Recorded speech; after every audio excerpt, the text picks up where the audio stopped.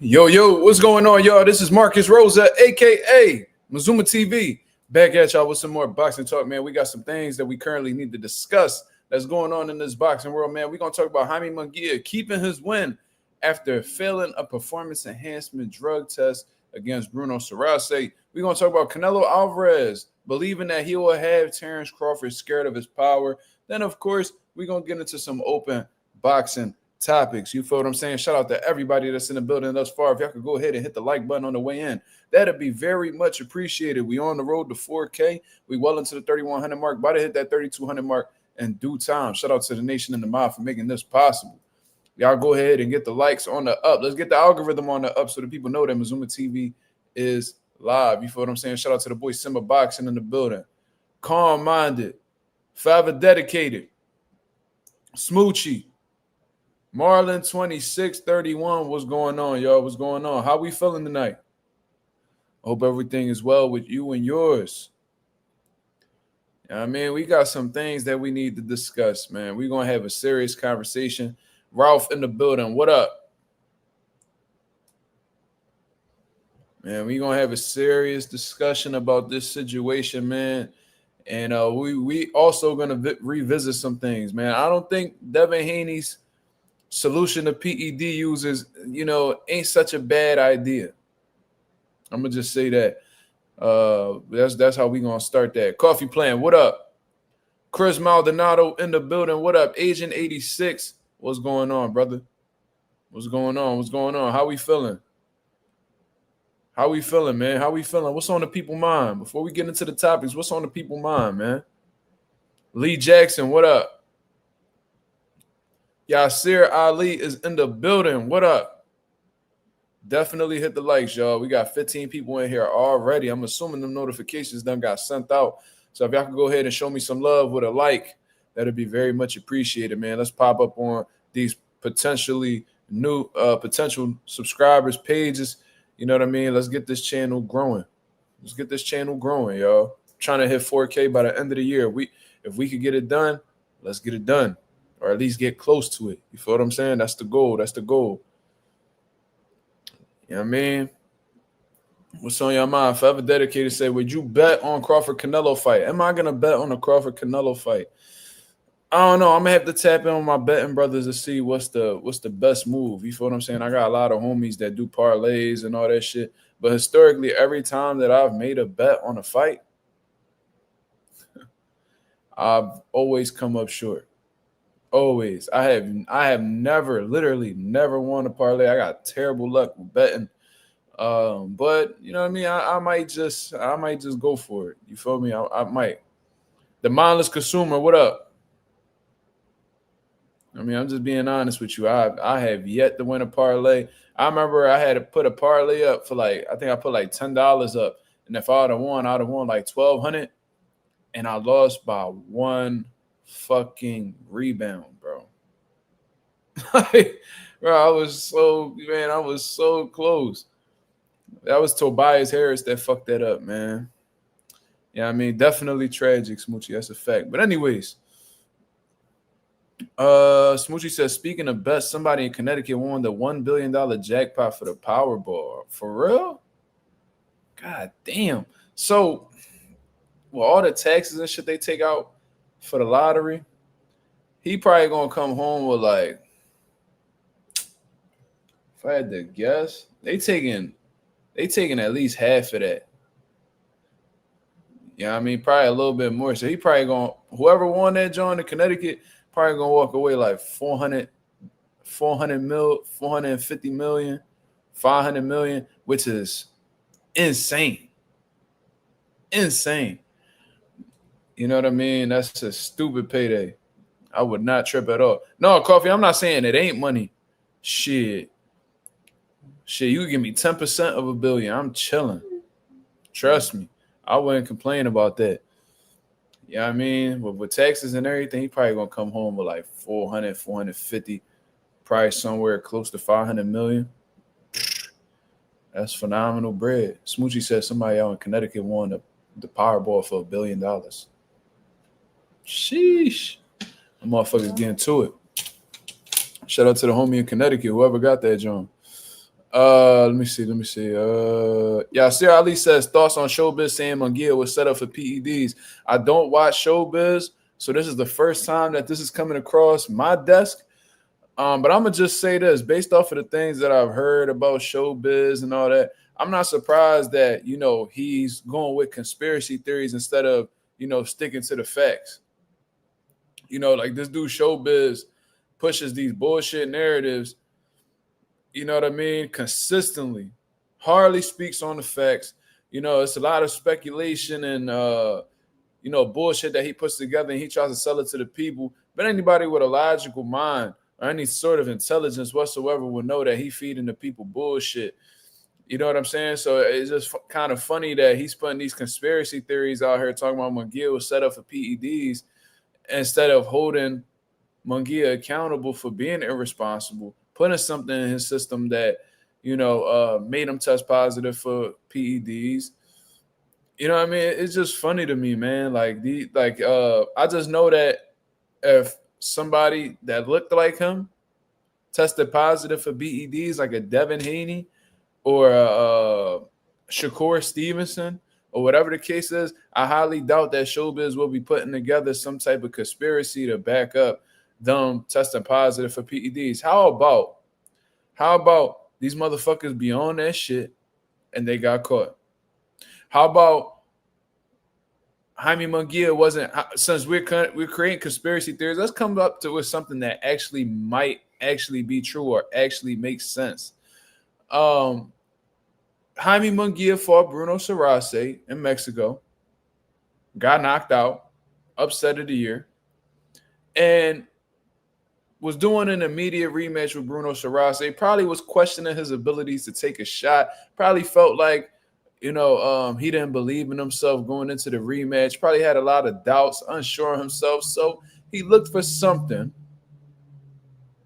that could have possibly given him that advantage going into the fight so he could avenge his loss against Bruno Surace. If we're going to be coming up with any type of conspiracies, how about coming up with something that may make sense? So we're so this shit is crazy, bro. This is the new era of boxing fans, man. So instead of holding people accountable for PEDs, we're going to disregard the fact that they're drug cheats and give them the benefit to the doubt where we're going to say that they got set up. Like somebody purposely set Munguia up to test positive for a PED. How did you come up with this? Where has this happened historically in boxing? I would love to know. You know what I'm saying? Shit is insane, but I'm not surprised. Not surprised at all. But that's the people that y'all choose to follow, man. Those are the people that we choose to follow. Don't give any type of PED users. They don't hold these PED users accountable at all. You know what I mean? But it is what it is, bro. These the media outlets that we got today. These the guys that the people watch, and they pushing bullshit product. You feel me? How about Ralph says, how about we come up with a conspiracy about Eddie Reynoso? Right. How about that? With the facts that we know about Eddie Reynoso and what goes on in his camp, how about we come up with a conspiracy theory about him? You know what I mean? Because everywhere we look, his fighter testing positive. Somebody that's affiliated with Eddie Reynoso tested positive. Even fighters that he's sponsoring testing positive. Why is so much heat around Eddie Reynoso? I think we should come up with a conspiracy theory about him. How about Eddie may be the juice man theory?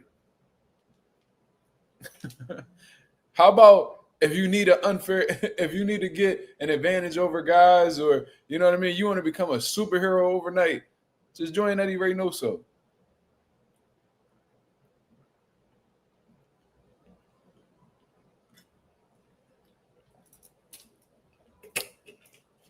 Defending drug cheats. That's where we at in the sport of boxing right now. T said, did you see the basketball player who interviewed Ryan Garcia? Can't say it was good since the questions weren't that tasteful. I don't know who you talking about, brother. I don't know. Bro, I don't tap in with Ryan. Like y'all see, y'all be thinking that I just be like, I'm not the type dude that say I don't fuck with somebody and then go tap in to watch them. I'm not one of them dudes. You feel? If I don't fuck with you, I'm not even gonna be looking for you unless you just pop up on my timeline or somebody send me a link. I'm not purposely looking for you. I don't fuck with T.O. I don't fuck with Ryan. I don't. And there's plenty of other fighters I don't fuck with either, bro. I don't go out of my way to go watch them because that's like some weird obsessive shit. And I'm a fucking man. I got nuts. I don't fucking follow and obsess over men just to talk crazy, bro. That's not me. If I don't fuck with you, bro, you better believe I'm not looking for you unless it's some type of smoke. Then there's a possibility I may go looking for you. But if it's just like on some shit where I dislike you, is fuck you, whatever the case is, I don't look for you. But teacher, if you would like to elaborate on the situation, I could gladly speak on it. Who's the basketball player for one? And what were the questions that you felt like wasn't tasteful? Because Ryan Garcia has done a lot of shit that has been distasteful. So what was it really about, brother? You gotta explain, because I didn't tap into that. You know what I mean? So you gotta let me know. The mindless consumer says you could buy HGH over the counter over there in Mexico. I guess they figure why not. It's definitely some bullshit going on over there, man. It's definitely some bullshit going on over there, and it just seems like the WBC just historically has been okay with using PEDs, because it's like if you turn down fighters who are on PEDs, they look at it as a loss in terms of revenue they could be making off of the fighters. Like, do they really want to, kick Jaime Munguia to the curb, or would they rather just throw that PED shit to the side and continue making money off of them? Like, that's what it comes down to at the end of the day. James Toney told y'all years ago that the WBC stands for We Be Crooks, and everybody laughed at that shit. But as time goes on, bro, that shit is aging like fucking wine, bro. It's aging like wine. Because historically, the PBC has shown you time and time again, they have this clean boxing program, and bro, but that shit right there, bro, that shit is just absolute bullshit.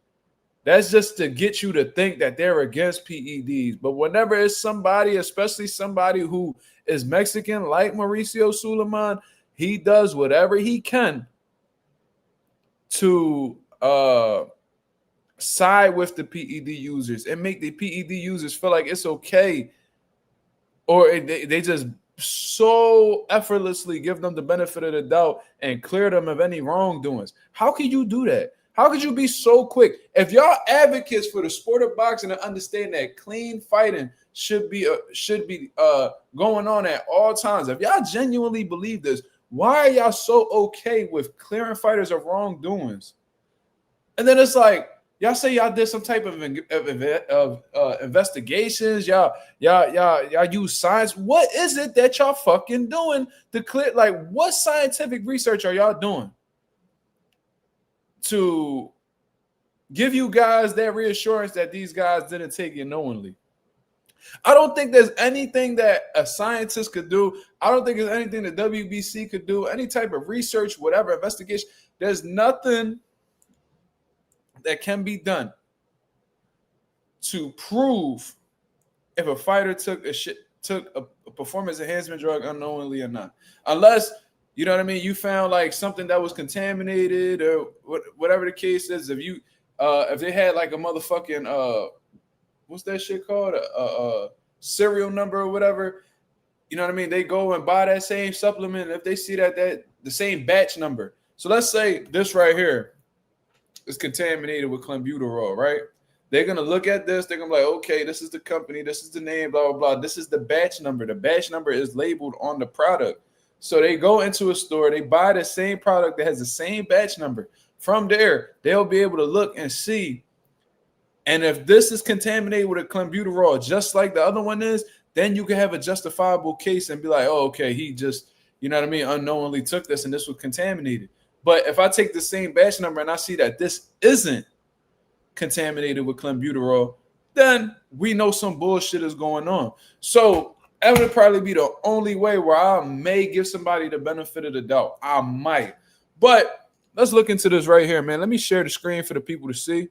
So Munguia is free now. WBC did they magic. Yeah,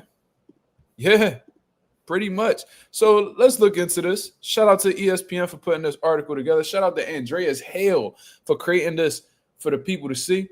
It says former junior middleweight champion Jaime Munguia has been cleared of any wrongdoing following a failed PED test after his May win over Bruno Surace.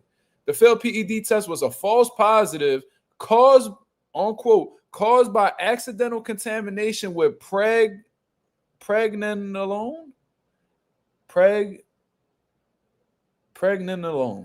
a legal non-banned substance.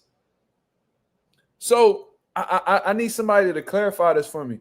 Accidental contamination. So I guess that non-banned substance was contaminated, and that's why it created a false positive. As a result, Munguia won't face any sanctions, and his win over Surace will remain unchanged. I would love to know the details behind this, because that it's just very vague. Like they just saying, "Oh, well, it was a false positive. This was contaminated." How did you guys come to the conclusion that this substance was contaminated? How? Munguia was initially flagged for a banned substance by VADA a few weeks after outpointing Surace in a rematch after the Mexican was stopped in December. Munguia proclaimed his innocence on social media and vowed he would clear his name. Shortly after the initial positive test, Munguia's team requested the B sample be tested. That also came back positive. However, after further review of the samples, Jaime Munguia's name was cleared, and he said he hopes to return. See, like it's just very vague, very vague. No details whatsoever. Like it just like they just like saying, oh well, yeah, like no, it was contaminated. No, it was contaminated. How did y'all come up with this? How did y'all come to this conclusion? What did y'all see that made you? What research have y'all done to give yourselves the reassurance that the shit was just contaminated and Munguia didn't purposely put that in the supplements? Did y'all go with that product and you get to the same batch number? Did you like what are we doing? Like, how did y'all figure this out? Because to me, it's like y'all just putting a simple reason out there just so it could be water under the bridge moving forward and people could push that narrative and move on and just be like, oh, well, Jaime Munguia wasn't dirty, blah, blah, blah. T said, pregnenolone. I don't know if I'm saying that shit, but I'm gonna just say, Preg. Preg is sold as a dietary supplement, but it acts like a drug and should be used with caution under a doctor's supervision. The effects of long-term supplementation are not well understood. Well, what they said that Preg wasn't a banned substance, but that Preg was contaminated with the banned substance that Jaime Munguia tested positive for. You see what I mean? It's like y'all coming out and y'all saying, yo, Munguia's innocent. It was a false positive. And that's it. No, why? How? Nothing is being clarified whatsoever. It's just almost like you in court and you being accused while unaliving somebody. And you know what I'm saying? They just be like, innocent.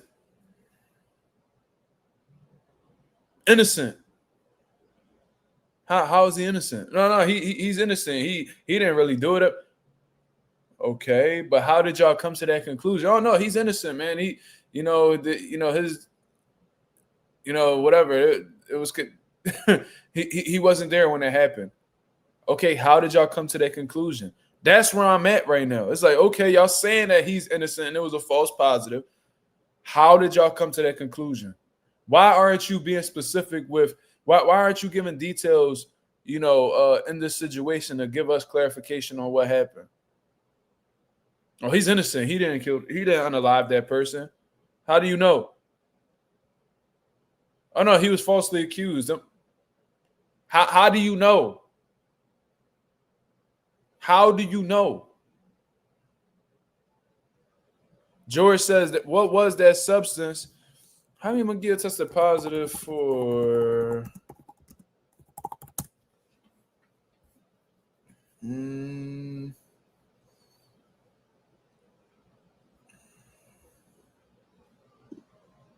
he said I forgot what the fuck he tested positive for.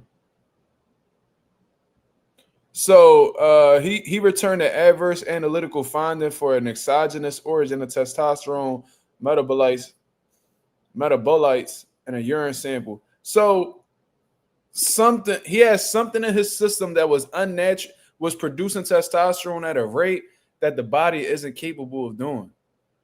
You know what I'm saying? So I guess that non-bad substance preg was contaminated with a performance enhancement drug that was responsible for increasing for like an unnatural like production of testosterone in the body. Listen, I don't fucking know. I really don't. This sounds like a complex situation, but one thing I do know is that they didn't really provide clarity in how Jaime Munguia is innocent. They just saying that he's innocent and that we should just move on from the situation pretty much. Me, I'm not one of those type people. I'm not a fucking yes man. So I'm not going to sit here and be like, oh, well, I guess Jaime Munguia is innocent, man. Maybe we can just move on. And like, no. Y'all saying right here, shortly after the initial test, Jaime Munguia requested the B sample be tested. That test also came back positive. So he failed both samples. This says, however, after further review of the samples, Munguia's name was cleared. What do you mean further review of the samples? What did they do that they didn't do with the A and B samples initially? What did what the fuck? What did they do different with the further review of the samples that they didn't do with samples A and samples B? Like, where the fuck is the details behind this? And why is nobody asking this? Because that's what I'm wondering. They reviewed the A sample, dirty. They reviewed the B sample, dirty. So now they're doing further fucking review of the samples, and now his name cleared, and you know it is what it is. All this shit do is create more questions in my head. Like, this don't provide any clarification at all. It actually does the opposite. After further review of the samples, Munguia's name was cleared, and he said he hopes to return to the ring before the end of the year. I want to thank, this is a Jaime Munguia quote, I want to thank the WBC for reviewing the complete scientific evidence and confirming that there will be no investigation, charge, or sanction. So the WBC did their investigations, not UCAD,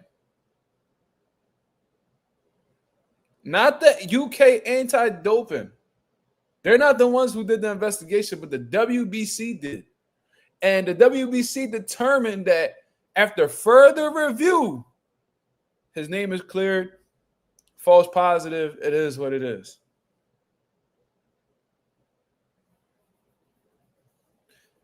We've been notified by the British Boxing Board of Control that they appointed UCAD as the body responsible for anti-doping regulation, testing, investigation, and results management. And after their review of the full record, they reached the same conclusion. So UCAD did the same research as the WBC, and they came to the same conclusion as the WBC. Okay. I did not cheat. The science proves it. No, the science proved that you failed your A and your B sample. But I guess further science proved that you're innocent. I would love to know what this further science is. What did they do the third time around that they didn't do the first two times? Why is this a question that's not being answered? And I am grateful to the WBC, the British Boxing Board of Control, and UCAD for acknowledging this truth. I am ready to put it behind me. I bet you are, nigga, and move forward with my career. I look forward to returning to the ring soon, and I deeply appreciate everyone, especially family, team, friends, fans, and sponsors who still with me through this ordeal. So it seems like Jaime Munguia has a happy ending behind all of this, and he's gonna move on with his career. But I don't give a fuck what these motherfuckers talk about until they come out with full transparency and how the way they approach this further review or further testing, whatever they want to call it. I'm gonna always look at Jaime Munguia as a drug cheat. So UCAD Pop seemed dirty for both samples. The WBC does an investigation and finds no wrongdoing of Jaime Munguia. Just like how they didn't really find any wrongdoing of the Mexican motherfuckers that was popping dirty for clenbuterol, to the point where they started raising the level of clenbuterol that you could have in your system. The WBC has shown you time and time again that they could give a fuck about the sport being clean. Even with their clean boxing program, what they show is even if you're dirty and their clean boxing program, they'll find a way to bring you back in the mix with little to no penalties. Timothy Taylor says the science is called bribe money. Shout out to Timothy Taylor. So you see, so it's good to know that I ain't tripping, right?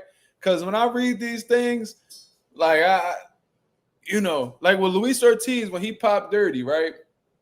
I was like, damn, this motherfucker a drug cheat. But then come to find out, he actually brought, like, even though he should have listed it, you know what I mean? Because they give you paperwork and be like, yo, what type of supplements are you on right now? What type of medications you on right now? He was on high blood pressure medication. And it happened to be that one of the things that was, one of the ingredients, I guess, that was in the high blood pressure medication was included a performance enhancement drug that's not allowed in the sport of boxing. He was able to redeem himself off of that situation. I did hear that he popped positive before that, so maybe Ortiz is a dirty nigga. But in that particular situation, he was able to provide proof as to why he popped positive in that situation. You feel me? I don't see anything here that's letting me know that Jaime Munguia just got caught up in some shit. Or it was like a big misunderstanding. I don't see that. I don't see that. So I brought this to our attention, man, because I feel like, and this is for the true boxing fans, not the dick riders that just be, not a fan of the sport, but they be fans of individuals and don't really give a fuck about the integrity of the sport. They contribute to the dysfunction of boxing. I'm not talking about them. I'm talking about the hardcore boxer fans that actually want to see right done in the sport, right? I think that even the hardcore boxing fans that was critiquing Devin Haney for suing Ryan, I think y'all owe him an apology, man. Because look at the situation that Bruno Surace is in right now. Bruno Surace got cheated in his last fight. He knocked Jaime Munguia out the first time. They rematched. Jaime Munguia. It's not a coincidence, dog. This is another thing. This dude, Jaime Munguia, gets sparked. And Mexico gets embarrassed because he was supposed to fry Bruno Surace on paper. He gets fried in his home country. He's embarrassed. He probably unsure of himself. He's doubting himself going into this rematch. All of a sudden, he goes over with Eddie Reynoso and them, and he's training with Canelo. And in that one fucking camp, he tests positive for a performance enhancement drug. You telling me that that's a coincidence? When Eddie Reynoso has had so many different fighters under his stable test positive for PEDs, and people that's even left his camp that left with positive drug results as well. We talking about Canelo Alvarez, Julio Cesar Martinez. We talking about Ryan Garcia, who was training with him at one point in time. We talking about Oscar Valdez. We talking about Luis Neri. Who was that other dude that just popped? I forgot his fucking name. But it just, the list goes on and on and on and on. Jimmy Till, salute. So that's what I'm saying. Yeah, Francisco, I think his name was Francisco Rodriguez. Oh, no, that's not our fighter. We just sponsor him. Oh, well, you affiliated with him, nigga, so we going to put that on you too, because you got 5 people in your camp that tested positive under your tutelage.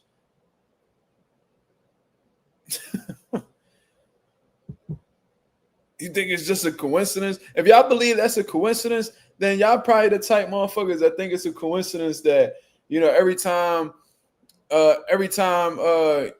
you come home, you know what I mean, you finding, you know, empty Magnum wrappers under your bed.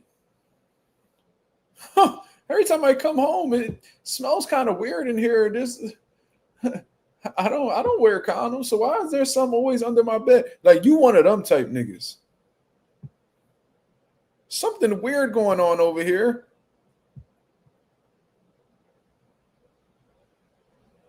Like y'all one of them. I swear I seen some guy. I seen some guy just pop up on our security camera.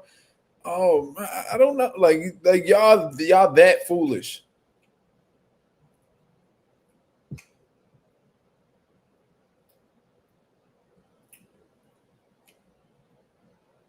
This nigga talking about I gotta chill. Your mother need to chill.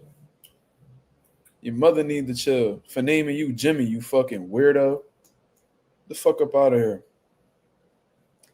Anyways, the reason why, and I'm glad he reminded me, because I'm gonna get right back to the Devin Haney situation. A lot of y'all motherfuckers owe Devin Haney an apology, and I'm gonna tell y'all why, right?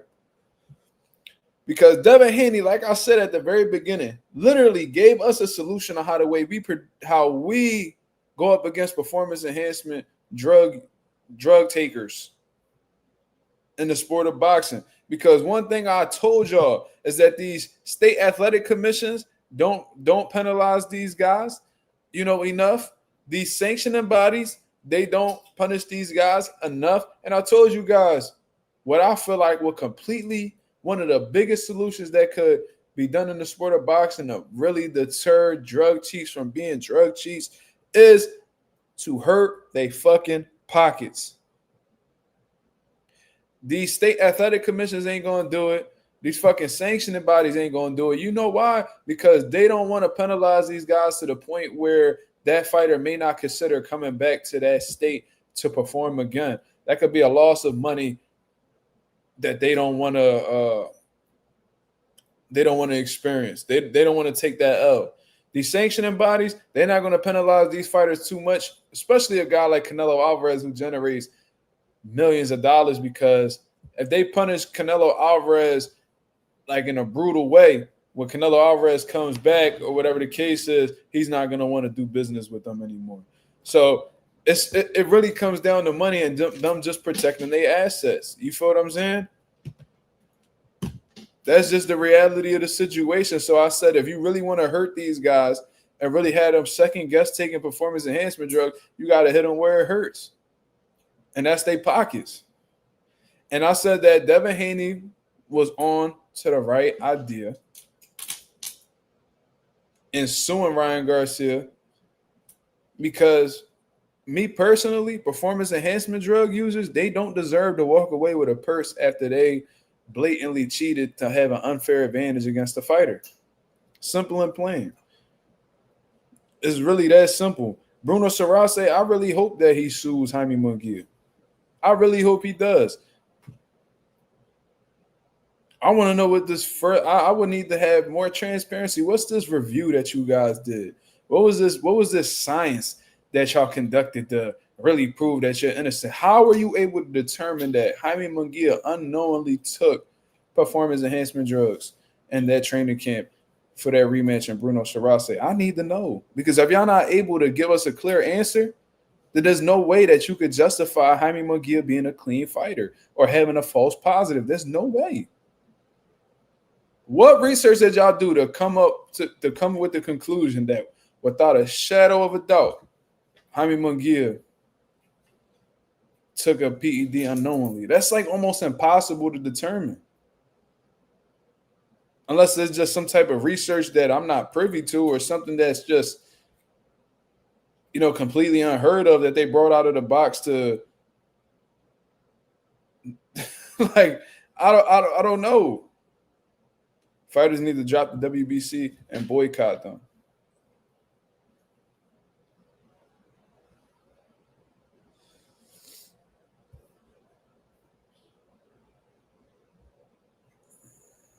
The Martin 9400 says Ryan forfeited his purse for the Devin Haney fight. Bill Haney was mad because the money went to Golden Boy and not him, but he didn't put up a dime for the fight.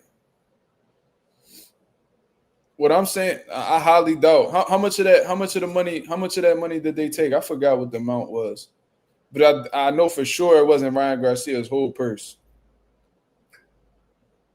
He didn't forfeit his purse. He may have forfeited a percentage of his purse, but I doubt he forfeited his purse.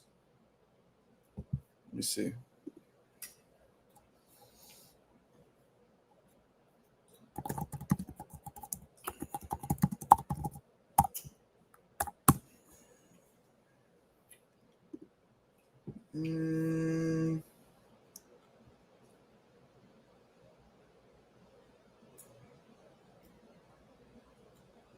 Ryan Garcia also forfeited his purse. The commission said he could disclose his disclosed purse was $1.2 million, which is what he will give up through his guaranteed earnings were millions more. The commission said they also fined Ryan Garcia $10,000.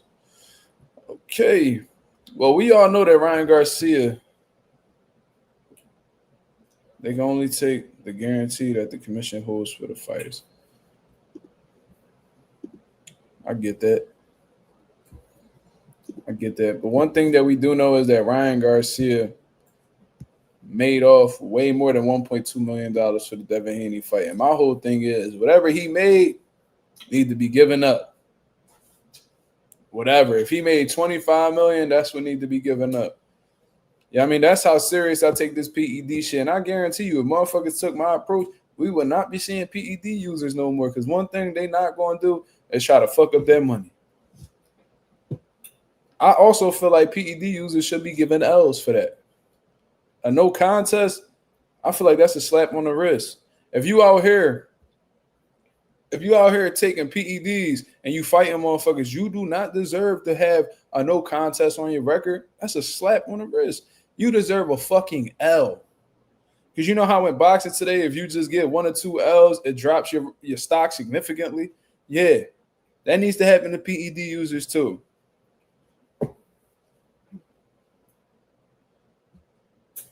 Real shit.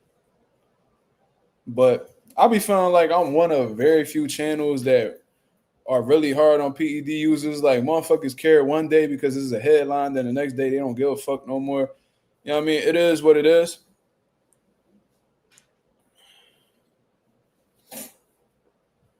How much did Ryan Garcia make?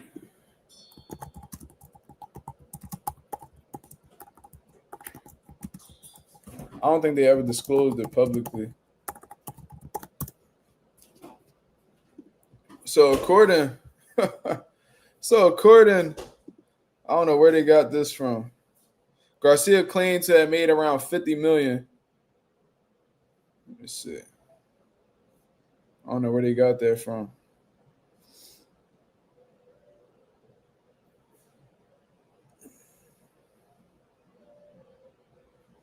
According to BoxingNews.com, Ryan Garcia made $50 million for the Devin Haney fight. He forfeited 1.1. They said, let me see. They said Dev made around 35.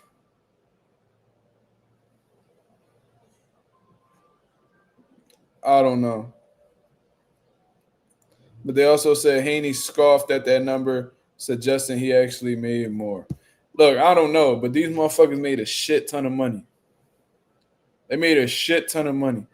Whatever he made, every dollar need to be drained out his pocket. That's the only way we gonna see a change, y'all. I know this shit gonna fall on deaf ears. These higher ups don't want to go through that. These fighters don't want to experience that. Martin, I don't know how much they sold. I don't know what they got paid. I'm just going off of the research that I've done. So if Ryan really made $50 million, if he made $50 million, then that $50 million need to be drained out his pocket. Simple. And I feel like whatever that fighter lost, it should be given to the winner. You want to do some shit like that? You want to fight dirty while another motherfucker fighting clean, and you possibly damage his career? Because look, Devin only had one fight since the Ryan fight, and Jose Ramirez couldn't touch him, so we really don't know how damaged Devin Haney is right now. Right? So let's say Devin not the same. If he not the same, it's because he fell victim to a PED user. He could use that money because he probably not going to make his career probably going to be at a standstill where he probably not going to be able to make that type of money anymore. The Martin says, look, so I don't know if you trying to defend this shit or playing devil's advocate or whatever the case is. You said it'll never happen because there's so many instances of tainted supplements that it's the manufacturer's fault. This is the thing, Martin. If that's the case, then that could be proven when they're pleading their innocence in court or whatever the fuck you want to call it. Trial, whatever it is.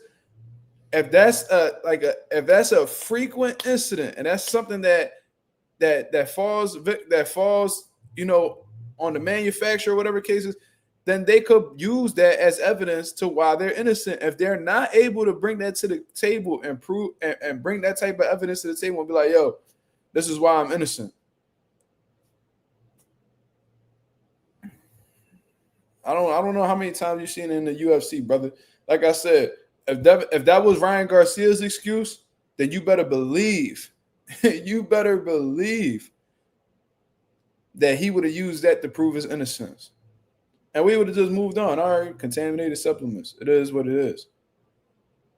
But the reality is Ryan Garcia didn't do that. And when he did bring the fucking sample that was supposedly contaminated with ostarine, it wasn't sealed. So why would you bring something that's not sealed when you could easily just contaminate it with ostarine on your own and just be like, oh, look, see? If that's a frequent thing that occurs, then it shouldn't be an issue to disprove to prove that you're innocent with that. Just bring it with you. Like I said, they'll look for that same batch number. They'll bring it. They'll test it. If they see that that's tainted just like yours was, then you free. Simple. But the reality is, a lot of these dudes not bringing that to the table. Yeah, and those supplement companies told Ryan to stop fucking lying on their name, or they was gonna sue that motherfucker.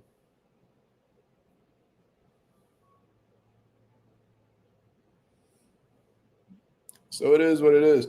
So that's what happened with Jaime Munguia, bro. Shit is absolutely disgusting for real. I feel really bad for Bruno Surace. If there was a way to get Bruno Surace on my channel, I would love to. I would love to have a conversation with the man because just like Devin Haney fell victim to a drug cheat, man. And who knows if Bruno Surace is going to get another opportunity to get a big fight and, you know, fucking fight for a world title, whatever the case is. That may have been his only opportunity. And that one opportunity he had was taken away by a drug cheat.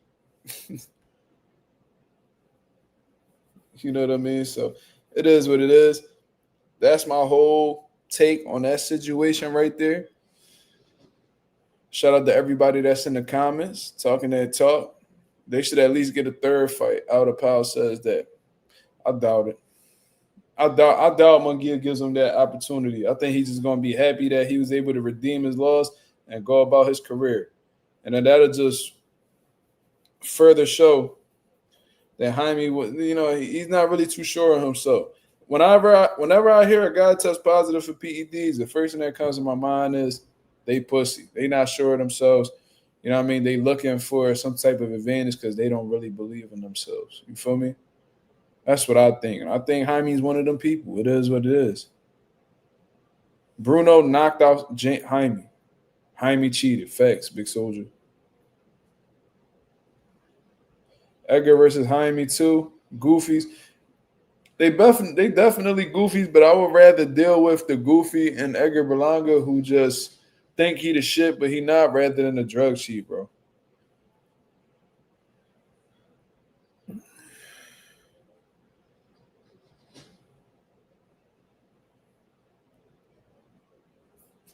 Said Rolly got smashed on a Crawford Mazuma undercard versus Pitbull and still headlined the Times Square card versus Ryan. So Bruno can still get another shot. Well, we don't know if Bruno Surace has the team that Rolly Romero has. Rolly Romero is backed by Al Heyman, Luis de Cubas. So because they're powerful figures in the sport of boxing, they could put Rolly in position even when he's coming off of a loss. We don't know who Bruno Surace has, and we don't know if his team has the power that Rolly Romero's team has to put him in position. You know what I mean? And Rolly, he's a bigger name than Bruno. He's a bigger name than Bruno. And Rolly's very marketable because he knows how to open his mouth. Bruno doesn't really showcase any personality, so he pretty much goes under the radar. He's a talented guy, but a lot of people don't remember him because he doesn't give much for people to like cling on to. So Rolly got a lot more things in his favor in comparison to Bruno Surace, and that's why I said we don't know if Bruno Surace is going to get another big opportunity. When you back by PBC, you get knocked the fuck out, and then you fighting for a world title like Fundora. You could be 4 years retired, coming off of a loss like Pacquiao, and fight for the WBC title when you're 46 years old. That's how powerful the PBC is. Earl Spence was coming off of a year-plus layoff, knockout loss to Terrence Crawford, and he was in position to fight Fundora. Keith Thurman came off a layoff after layoff after layoff. He beat up an Australian, and all of a sudden he fighting for the world title at 154.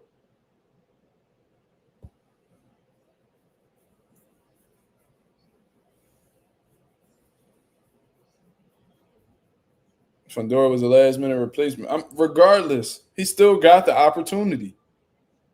They could have canceled that whole card. They could have gave that to somebody else. The PBC, Al Heyman, was put him in position because they could have easily chose anybody else. They gave Fundora the opportunity. So regardless of whether he was a last-minute replacement or not, he got the opportunity, and his team was responsible for that. PBC. They could have chalked the whole card for like, damn, fuck it, we just gonna have y'all fight at a different day. We gotta postpone it.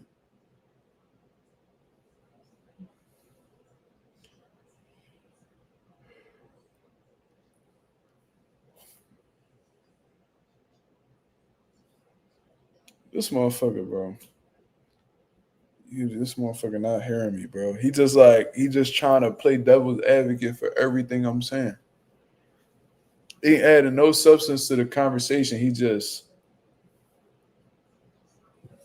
but bro, you not understanding what I'm telling you.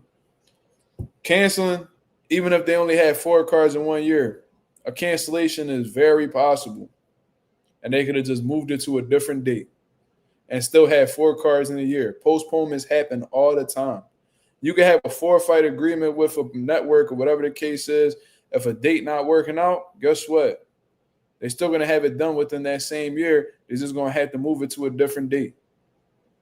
You feel what I'm saying? You missing what I'm telling you. What I'm saying is, even if Fundora was a last-minute replacement, it was still an opportunity because they could have went a completely different direction than just putting Fundora in the position. They could have gave it to anybody else. They could have called somebody off for the couch. They could have took somebody else from the undercard. They could have did whatever they wanted. They could have brought up a 47 up to 54. Like, it's so many different things they could have did, bro. T.O. Cambosa got postponed like 4 times in 2021. I remember that shit. There was some bad juju on that fight, cuz.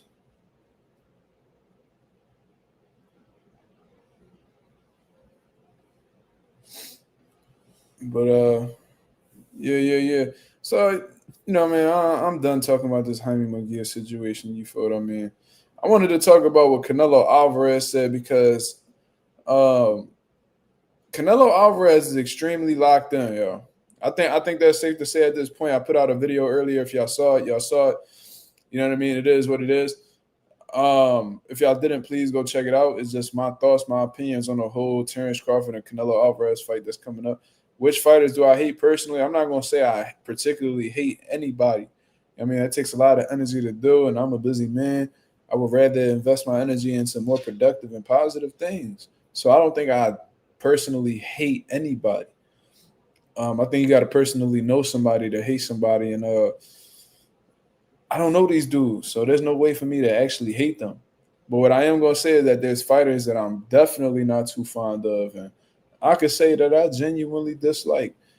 And one of them, of course, is Ryan Garcia. I have a strong dislike for Ryan Garcia. I don't like him at all. Teofimo Lopez, I don't like him at all. Both of them for the same reason. They're racist.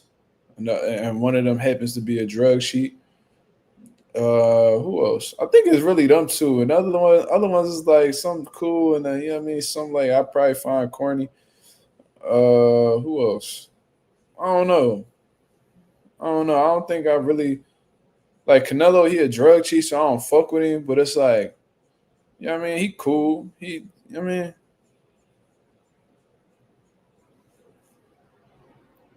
no, I kind of don't like Keyshawn. He said Romain Villa. What about Romain Villa? I don't got nothing against Romain Villa.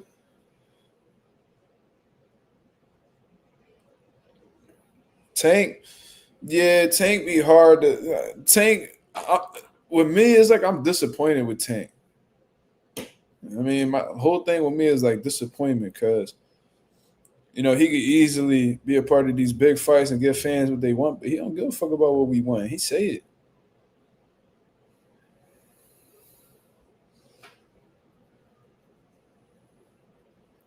You know what I mean? It's just Tank is just disappointing. I would like to be a fan of Tank, but he give me every reason not to be.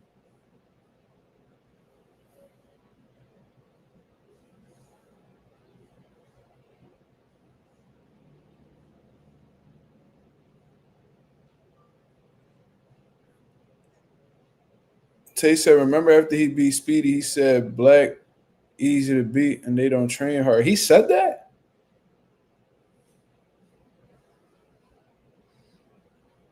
Why do I not recall him saying that? I'm not saying you lying, but if he did say that, that's fucking wild. And that aged horribly because a black fighter who happens to train hard and not so easy to beat ruined his career. Shout out to Jerron Ennis. I never heard Romain Villa say that. But if he did say that, that's fucking wild. That's some racist shit too. And I'm so glad. Okay, so y'all confirming it. All right, well, he's a piece of shit, and that's you generalizing black folks in a negative way. I'm gonna perceive that as racist. And I'm glad that a black fighter packed you the fuck up. Shout out to Philly. Let's go, champ. And you ain't been the same since that black man done put his hands on you. Beat you like you stole something, nigga. Wow. That's very disrespectful. He giving Sergey Kovalev vibes. Wow. Y'all just taught me something new. Shout out to y'all for keeping me on point. Wow. Yeah, that was probably Boo's best performance, that Romain Villa fight. That shit got ugly in there. And I knew that was going to happen, but I kind of felt bad for Villa. Damn. I didn't know he said that. Now I'm glad that he did that. I should just go back and watch it and celebrate now. Before I was just watching that shit like, damn, like I was feeling bad for him. But let's get into what Canelo Alvarez had to say, man. Let's get into what Canelo Alvarez had to say. Now, this is Canelo Alvarez on Ring Magazine's interview with Mike Coppinger. And I'm gonna let y'all hear what Canelo got to say. Hopefully they don't give me no problems with, reacting to this video. You know what I mean? Let's hear it. Do you think that's going to happen in this fight too? Let me rewind. These guys feel your power. No, no, obstacles coming around the corner. It seems like once these guys feel your power, they say, I'm not exchanging anymore. Do you think that's going to happen in this fight too? As soon he feels the power, he feels everything, it's gonna be the same. I wanted to speak on that answer right there. Now, he says that when Terrence Crawford feels his power, that he gonna get scared in there and pretty much go on survival mode or whatever the case is, because that's what we've seen a lot of fighters do when it comes to Canelo Alvarez. You know what I mean? They try to punch on Canelo, they try to push him, and Canelo cracks them, then all of a sudden they got some type of understanding, and then they playing it safe for the rest of the fight. He genuinely believes, and this is just Canelo being confident in his abilities, being confident in his punching power. He's saying, when I hit this motherfucker on the chin, he gonna act the same way. So there's some instances where like Canelo Alvarez feels like Terrence Crawford's a different fighter, but his preparation is saying different. His preparation is saying different. Like I never seen Canelo get the notable sparring guys that he's been getting. But it's almost like he bringing the big guns in the camp to get ready for Terrence Crawford. You know what I mean? Even his approach in camp is different. You know what I'm saying? He sit here and he told Terrence Crawford, you know what I mean, this is just another fight. You ain't beat nobody notable, whatever the case is. But he may be just playing psychological games because his actions are saying different than his words are. The fact that you bringing this up-and-coming, prospect who, seems to be one of the best things coming up in Darrell Val Saint, you using him for sparring and stuff like that. Then you, at the end of camp, you bring in Jaron Anderson, who's been compared to Terrence Crawford for years already. And this is a former unified world champion who's still undefeated to this day. That's who you bringing in the camp. That let me know that Canelo wants to leave no stones unturned. He wants to be as ready as possible. He's pretty much preparing himself for every scenario possible when going in there with, Terrence Crawford. And when you're watching his media workouts,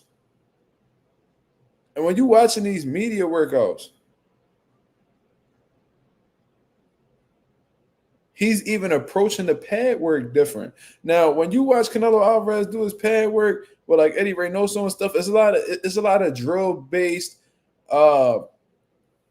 power-oriented drills. So like he'll slip, boom, boom. Everything is just with bad intentions, power. I'm seeing Canelo Alvarez do pad work with Eddie Reynoso, and he looked like he's focused more on volume.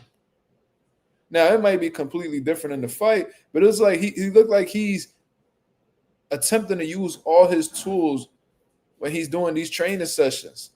He's slipping, he's rolling, combination punching, using his jab. How often do we see Canelo using his jab, as of lately, especially since being at 168? You don't really see that shit. But it seems like he's bringing that out now, and I think I know why. Because I think he studied Terrence Crawford, first of all. And he understands that because let's keep it real, Canelo Alvarez is accustomed to being a smaller guy in a lot of these fights, especially at 68. So he has the advantage in terms of like speed, reflexes, and even though he's not the most volume, he doesn't bring the most volume to the ring, he's capable of punching in combinations with hand speed that those bigger guys aren't accustomed to seeing traditionally. That's not going to work with somebody like Bud. You know what I mean? Bud has the ring intelligence. He has the timing. He has the counter-punching ability that if he performs like he did against William Scola, you fuck around and lose. Yeah, the pad work looked totally different. That's not a coincidence, Tay. That's not. Trust me, I done help fighters, especially at a high level. A lot of this shit is strategy. A lot of this shit is it's strategy. And I've had fights where I knew that we had to switch the approach up with this guy because he brings a totally different thing to the table. So we do different things. And that's what it looks like Canelo's doing. He looks like he's doing different shit. Because he know that Bud is a different type of obstacle.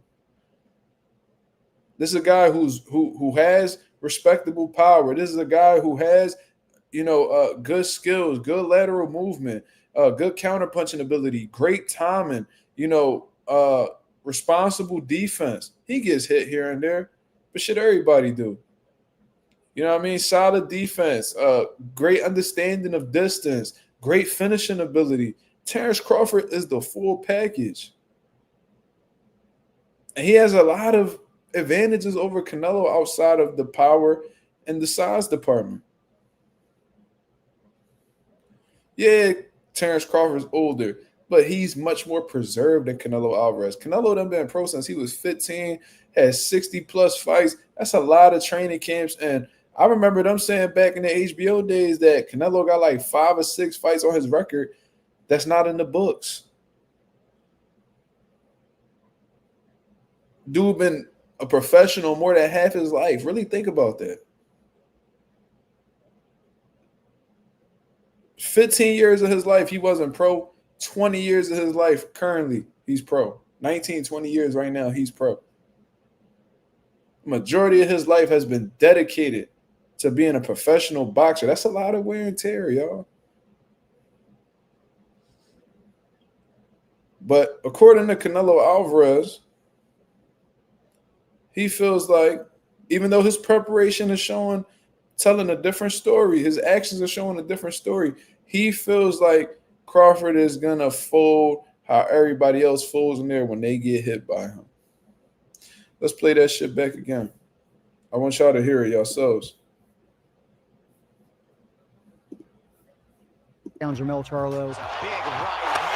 Knocked down Jaime Munguia. Boy, that jab. Same for Berlanga and for John Ryder. Little did he know a hook was coming around the corner. It seems like once these guys feel your power, they say, I'm not exchanging anymore. Do you think that's going to happen in this fight too? As soon he feels the power, he feels everything, it's gonna be the same. Shit. That's Canelo Alvarez's words, not mine. He feel like he gonna crack Bud, and Bud not gonna want to engage with him.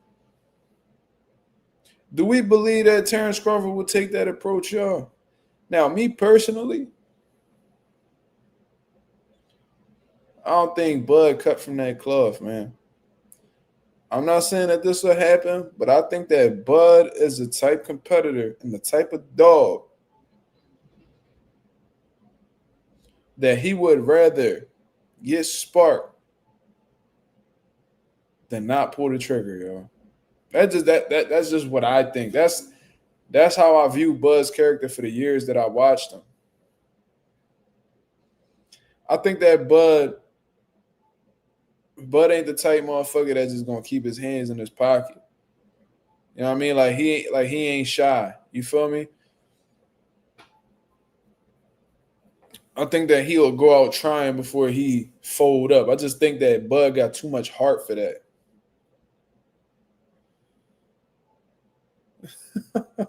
Pagapati says Canelo is right. Okay. Big Soldier said Bud gonna dog it out with Canelo.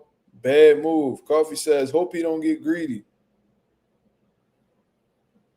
Slime says you're wrong, Mark. You're gonna see, bro. It's gonna get bad for Bud. Oh man.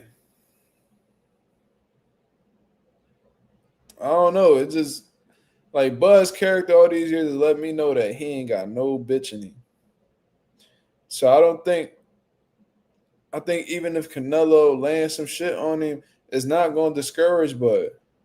Because Bud is like a real life psycho competitor, bro.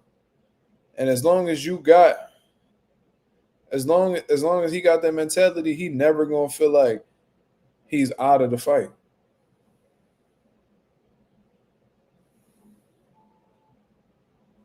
Stokes Bando said they could have did better for the undercard. I agree, Tay. I seen that M Billy's the favorite going in there with Leicester. I might bet on Leicester, yo. I might just Coffee said vacating the wrench if Bud lose. Nah, you can't vacate the wrench, bro. Nah, you going too far, brother. Silks Bando said, Mark, people are gonna realize the night of the fight, people got to desensitize him. Moving up 3 weight classes. Yeah, and people be like, oh man, it's not 3 weight classes, it's 2. Buzz said out his own mouth that he moving up 3 weight classes. Anonymous said, I got M Billy in that fight. It's a good one. I'm gonna watch Lester a little bit more before I put my money up though, because I don't know, you might be right, because every time I bet I lose. So I don't know. I think I'll be overthinking shit. Because when I don't bet and I make my predictions, they come out right. I don't know. Not says, wait, oh shit, hold up. Not says I got my house on Canelo by KO. Damn. I hope you don't turn out homeless, bro. I'm gonna remember that tweet though. I'm gonna remember this comment. Shout out to the boy Notch. He said it's 3. He only had 1 fight at 54. Yeah, Bud said it himself though. Shout out to Beth and you in the building. I almost missed you there. Said salute. Canelo got to worry about them body shots. I think a lot of man, I ain't never see anybody really go to Canelo body because I don't think they was willing to go down there and possibly run into some shit. This nigga said his whole house.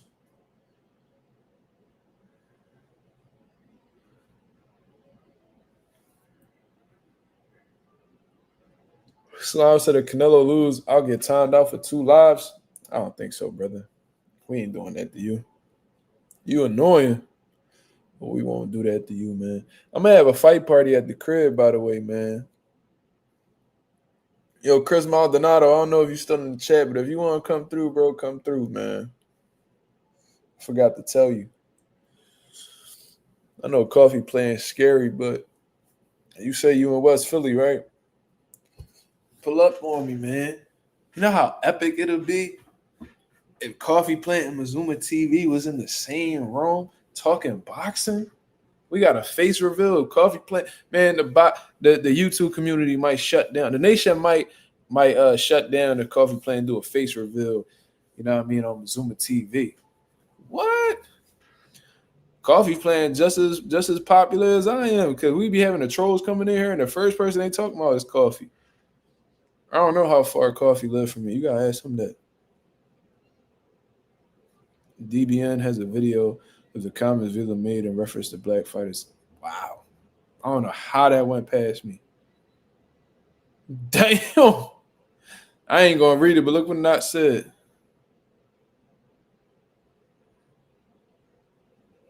Yo, Notch is confident.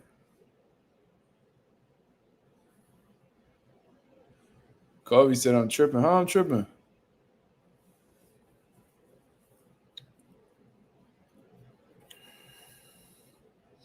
I got my pick, man. I got my pick. But I'm gonna share it. I'm gonna share it the day of the weigh-in. Silk said, Mark, what if Canelo sparked Bud on some Berlanga and Hamza shit? Oh my God. That's gonna be devastating, bro. I ain't gonna lie. I'm gonna be pissed. Y'all might see me break my motherfucking laptop or something. You just gonna see me hit this motherfucker with a stone cold stunner or something. I might RKO this goddamn laptop.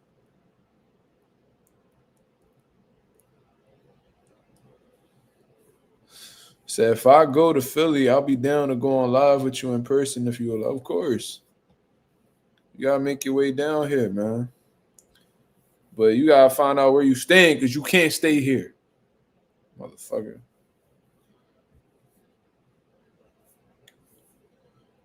It's like, no, I'm fucking with you.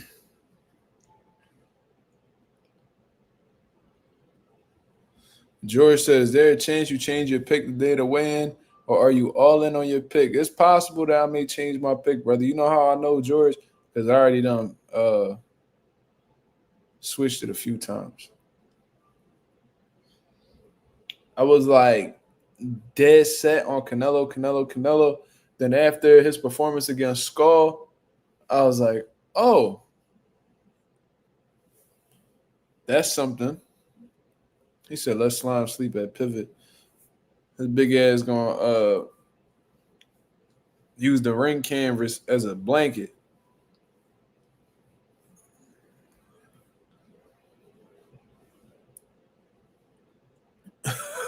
Let's stop sleep and pivot is fucking wild. That shit comfortable, bro. The gym be clean. You know what I mean? We got the massage tables that be comfortable, bro. I used to fall asleep on them Johns. Heavy, bro.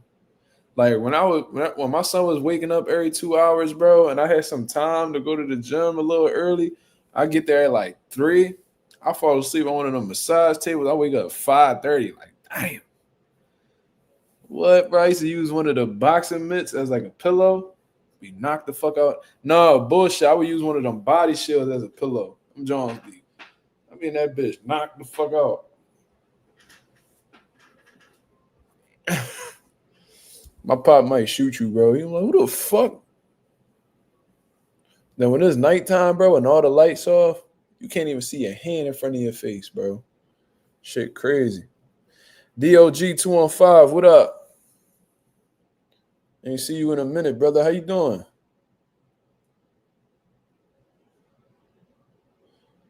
If Bud go out like Sasaki, yo, y'all niggas tripping.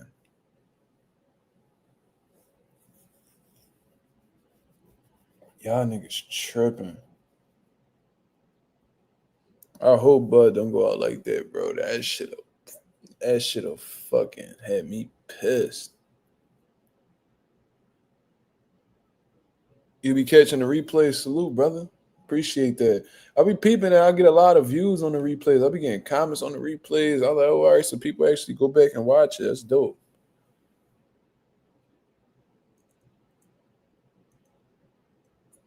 This nigga said, I hope Bud go out like Tommy Morrison.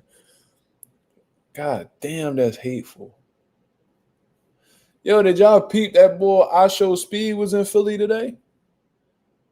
And he actually showed up at a boxing gym that's like 10 minutes away from me. Yo, Speed, I'm gonna tell you, I know you'll never watch this, but I just to shits and giggles. You would have came to my gym, nigga. Shit, go look at Speed's live. He was in Philly. He's doing like a Speed does like America tour. So like he's going to like all these different cities.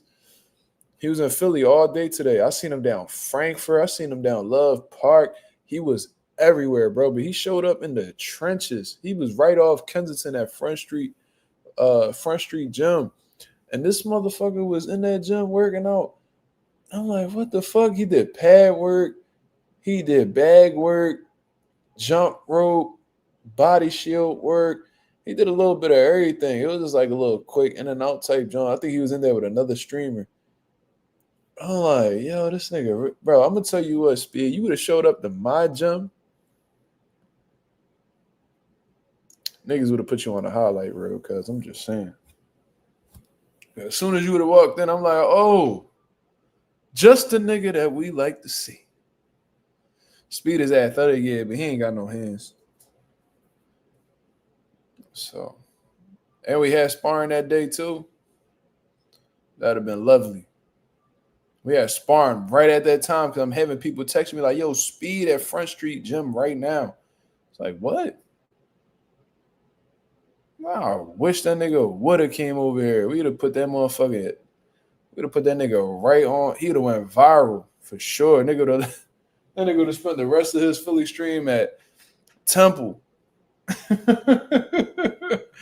That's our hospital, by the way. Bad Boom Balloon, what up? Throw him in there with our best pro wasn't in.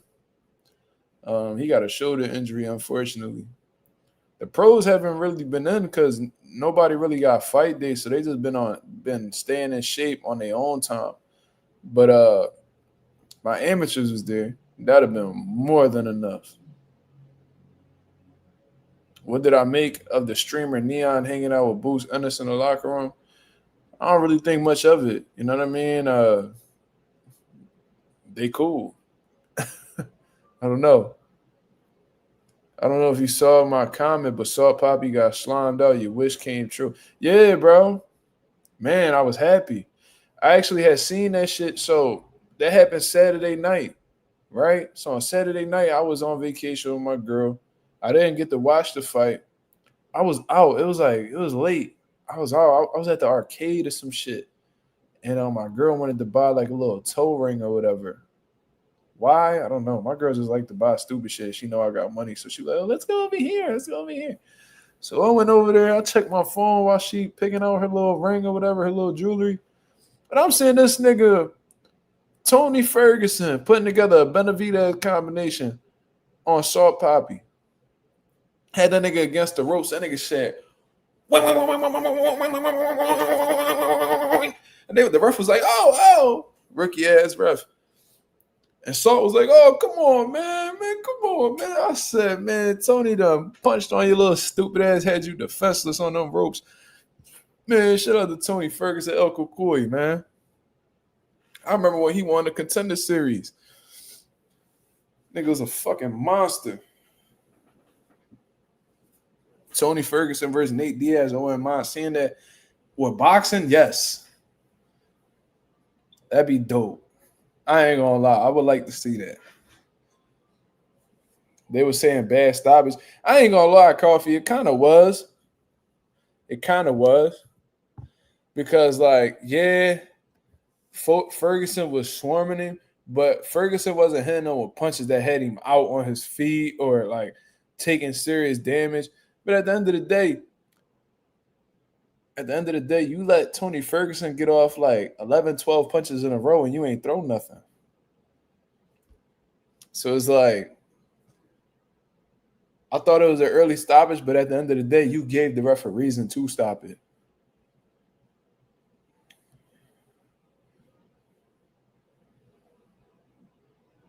Sean Hemphill was ranked number 14 in the IBF on the same card and lost to Clifton Mitchell's son.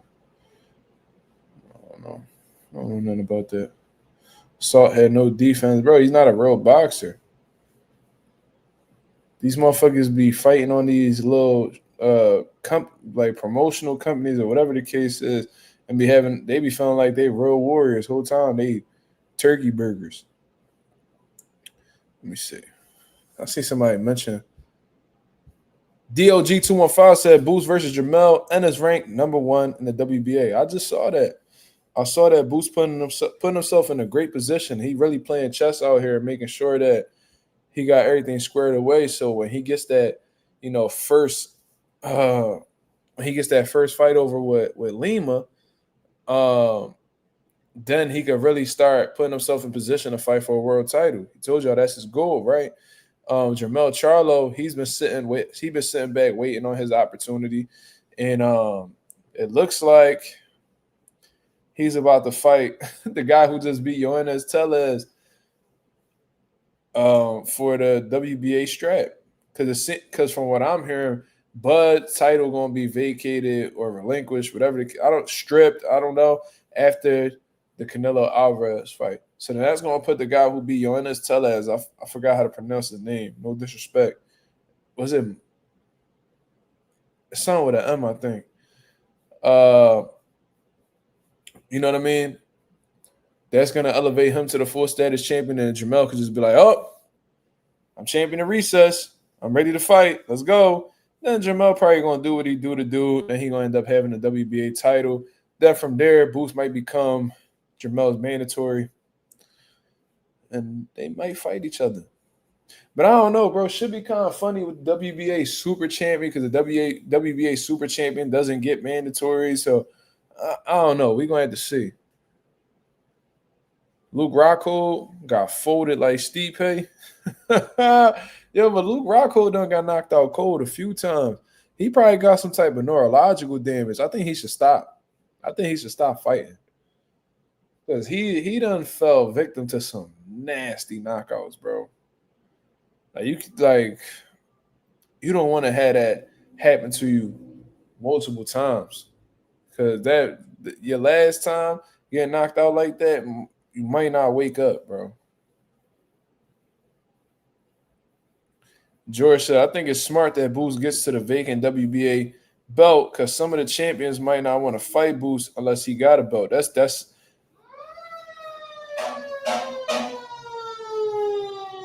ass firefighter. I can't stand it. I want to get in like really good shape so I can pull up to the firehouse and be like, yo, I want all y'all niggas to line that shit up. Boop, boop, drop one.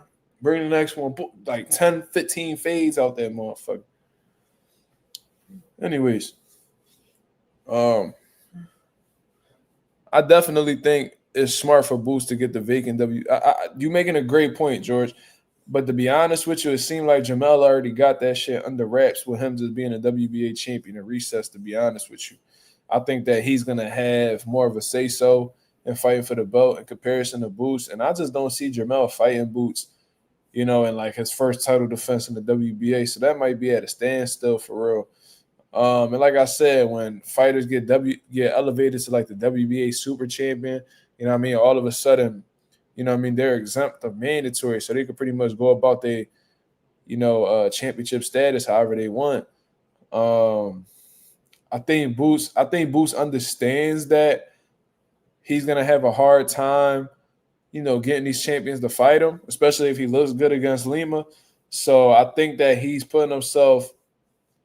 He's getting all the ranking. He's getting like all the top rankings. So eventually somebody will be mandated to fight him. And then once he's able to get a world title in the, the weight class, then, pretty much if you want to become undisputed, you got to go through him. Stavern, the limbo god, facts.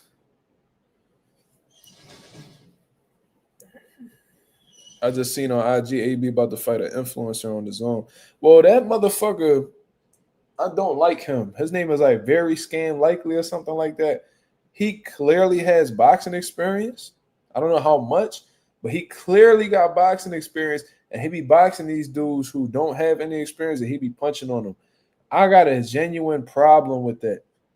And on some real shit, I wish I was tapped in with them folks who do those shows because I would love to fight him. I would love to fight him if he's my weight. I don't know how big he is. But if he's like in the 155, 160 area, I would love to fight him. And if not me, I would love to have one of my guys fight him. Because at this point, it's ridiculous, bro. You need to be fighting other people that got experience just like you. You picking on these motherfucking guys who ain't never throw a punch in their life. Whole time, you look like an experienced, solid amateur. So AB fighting him, yeah. Let's see where Scam Likely at. Yeah, he clearly got experience. He can't fool me with that shit, bro. I could watch somebody shadow box for 30 seconds and I know whether they experience or not. I'm looking at him like, bro, he looked like he got fights or just been in the gym a long ass time. Yeah, bro, they be finessing. Yeah, like that's pussy shit. You say Idris Virgo 12-0, calling out Slim, King, Kenny, Salt Pop. Yeah, that's super corny. That's bully shit. I don't respect that shit. You feel me? I ain't never getting no satisfaction out of beating up dudes who I knew wasn't on my level. I didn't even want to get in the ring with them niggas. I was like, bro, keep them niggas away from me. AB broke. Yeah, I can see why AB taking the chance. You know what I mean? There's some money there. AB could definitely come up something crazy if he do that social media boxing. He got the personality for it. You know what I mean? But if he fight the kid Very Scam Likely, I hope he do. And I hope AB whoop his ass. But if AB get beat up by him, it's like, all right, AB. Go get you a job, nigga. Go punch a clock, nigga. I don't even remember seeing you shadow box, Slum.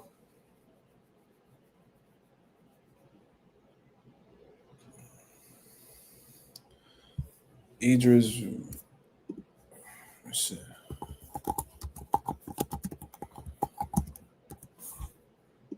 Idris Virgo is 12. Oh, he's actually 12-1 with a draw. He got knocked out his last fight. God damn. Holy fuck. 5-39, 0-28, 3-14, 2-4, 9-108. They be letting niggas like that fight in the UK, bro. 9-100. The nigga had 9 wins and 108 losses. How's that even possible? Hold the fuck up. Hold the fuck up. Bro, how? First of all, you look like you go the other way, nigga. I'm just saying, just based off your picture right here. You're like you snap your fingers and lean, you know what I mean? Lean on your hip and all that. You like one of them niggas. Anyways, 5-39, 0-28. The nigga Scott Hillman never won a fight and still hasn't to this day. He's 0-47. 5-39, 0-28, 3-14, 2-4. Louis Von Postich, Poet Stitch, whatever the fuck his name is. He was 9-108 when he fought you, and he's currently 14-152. Fucking insane. 0-5, 0-1, 0-7. Bro, another one. This nigga has almost double the fucking losses that the other guy had. 15-208? What? Bro, so there's a bunch of these niggas out here in boxing in the UK that got these crazy records and they be allowed to fight. Bro, in Philly, if you lose 10 in a row, they take your licensing. What the fuck? 15. The dude Kevin McCauley is currently 15-224 with 12 draws, and he been knocked out 14 times. He damn near done got knocked out as many times as he's won, and he's never knocked a man out before in the pros. Wow. That's embarrassing. So then you go on, you fight a 1-8. Look, you go and whoa. You went and rematched the nigga. Yo, you rematched the nigga. Bro, look. You rematched the nigga that was 9-108 when you fought him, then came back and revisited the fight when he was 9-124. Bro, get this nigga the fuck up out of here. Get this fraud the fuck up out of here. Then you went and get knocked out by a 3-2 when you was what? 12-0? Who you got that draw against? You got the draw against a 2-4. Nigga, you are fooled. Do you know that? You got stopped in 3 rounds by a 3-2. A nigga named Ty Mitchell. Right? No disrespect to him. I don't know him. His name is the Derby Banger. Wow. You got knocked out by Ty Mitchell, and then you have a draw, which most likely you lost, to be honest with you. A 2-4. That nigga is fooled. Get him the fuck up out of here. Holy fuck. And he's a light heavyweight. You better stay away from niggas like Atifo Burlton, them young niggas on the come up, bro. They will pack you. This nigga named the Body Breaker. Nigga, you ain't breaking shit but the motherfucking code in this boxing shit, you nut ass nigga. What the fuck? Change your name, cuz. And that name sounds, and you look like you got Kool-Aid in your system and all that. And they ain't being the Body Burger. That's a heavy pause. Pack him the fuck up. Please. This nigga look like a do-rag model. Man, get Idris Virgo the fuck up out of here. And you on Misfits too? Also, you undefeated in Misfits. That's why you feeling yourself. Get this nigga the fuck up out of here. Everybody in their mind done beat Anthony Taylor. Nigga, you feeling yourself?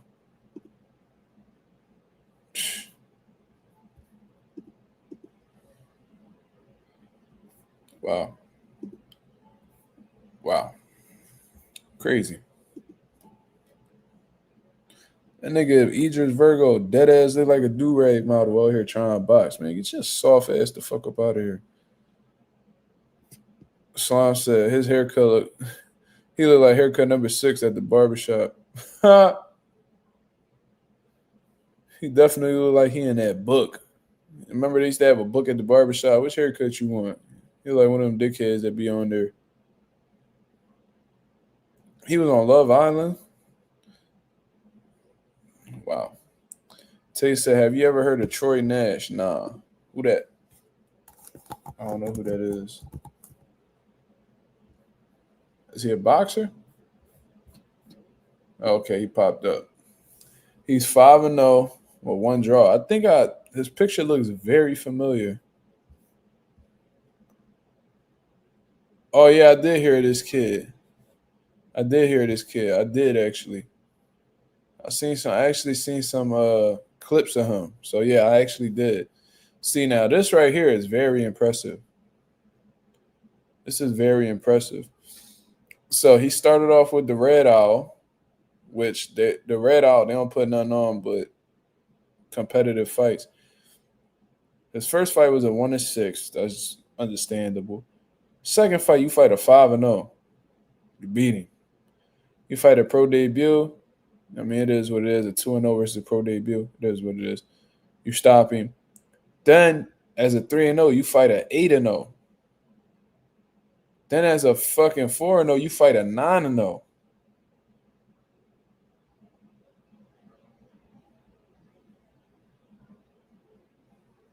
And then you fight a 16-0, and then you get a split draw. And one judge had him up by 2 rounds.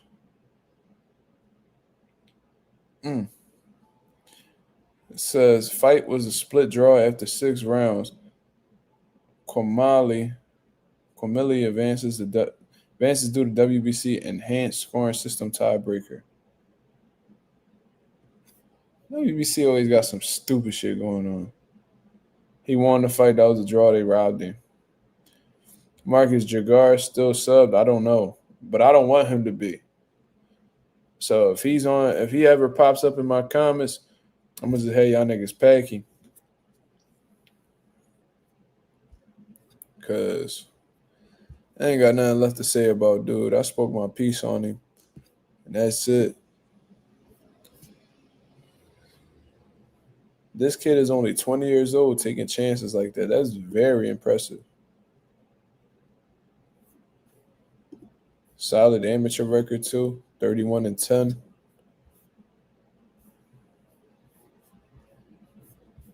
Yeah.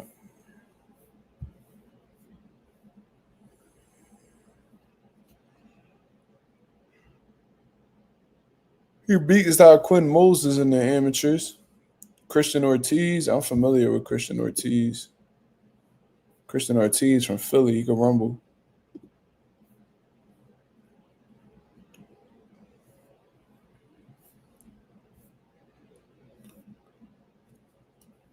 Eric Martinez. He lost to Eric Martinez. Eric Martinez is a beast. When he turned pro, he gonna be a problem.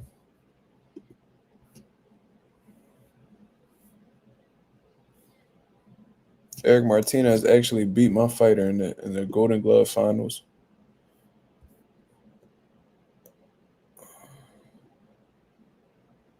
Is bro a troll, Mark? Who you talking about?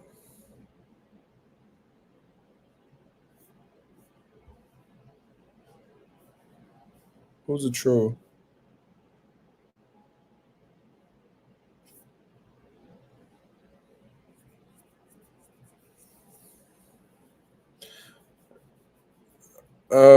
We referring to Najee bitch ass. That's what we referring to. Tay says, son, yeah, I'm not gonna say he a troll, but he definitely a coon. But Tay says, who you got, Kid Austin or Raymond Mortataya? I genuinely feel like that's a close fight. I see both. I already spoke about that shit. I was watching both guys. I think Raymond Mortataya, when he plants his feet, he leaves himself open for a lot of shots. Doesn't have the best defense. He got sound fundamentals. I'm gonna have to go back and watch him again, but I definitely seen holes in his game. Raymond, he sits in the pocket a little too long, and I think that could give, Kid Austin some openings, and Kid Austin punching with bad intentions. You know what I mean? So if he catch Raymond clean, he could probably hurt him, whatever the case is. I ain't gonna lie, I got Raymond. I mean, I got Kid beating him, just like how I said Kid was going to beat Tevin. I think they moving him very strategically, man. They smart over there. They know what Kid is capable of dealing with and what he not capable of dealing with.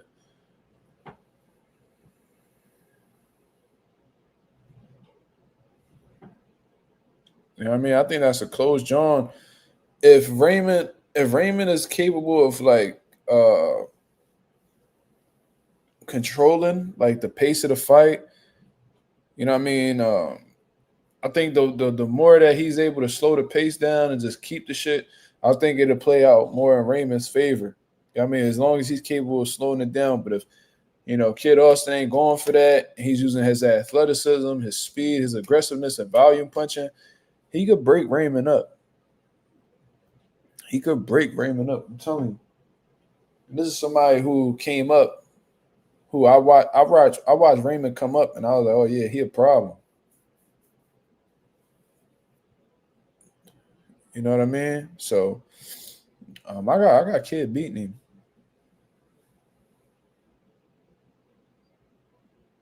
Tevin exposed Raymond. But Tevin gave a lot of people problems. The only person he didn't give problems to was fucking Kid. Kid wasn't playing with Tev. He got Tev out the mix ASAP. Robert can't help that boy. Damn. Shit. We got anything else we want to talk about before I get up out of here, man? We've been on here for an hour and a half. You feel me? Shit.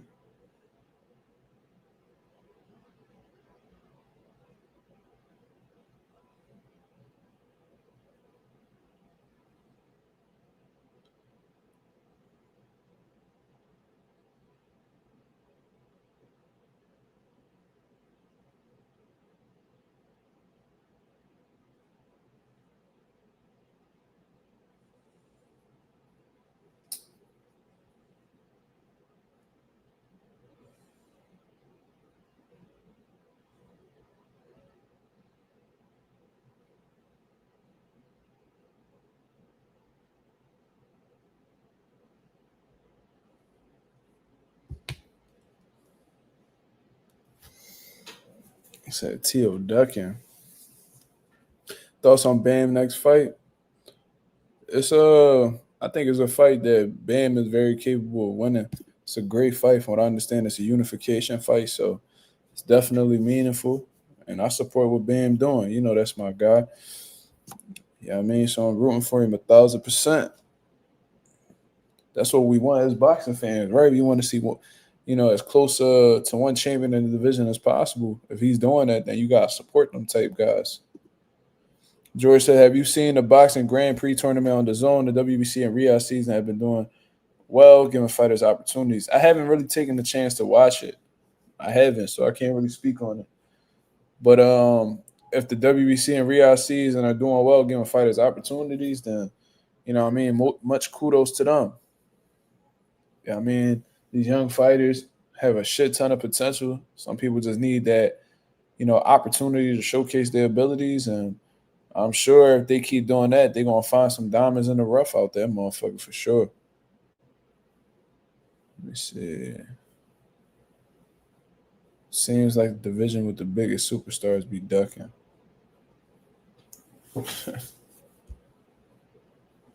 Tank T.O. Ryan. Hey, man, it's a great point. But I just got a message from my father, so I'm going to go attend to this, man. I appreciate everybody that tuned in on the live. If y'all can go ahead and hit the like button on the way out, that'd be very much appreciated. You see what I mean? If you appreciate the content, y'all go ahead, hit the like, hit the subscribe button, share the video if possible. Like I said, we on the road to 4K, and we well into the 3,100 mark, about to hit that 3,200 mark in due time. You know what I'm saying? Shout out to the nation and the mob. Like I said, I put out a video earlier today just speaking on my thoughts with Canelo Alvarez and if Terrence Crawford is in trouble or not. We definitely had that conversation on that video. Please go check it out. Until then, I'll be back at y'all with another live 10:30 p.m. Eastern Standard Time tomorrow to continue cooking up on what's going on in the sport of boxing. Until then, I hope y'all have a blessed, beautiful one. I'm up out of here, man. Peace.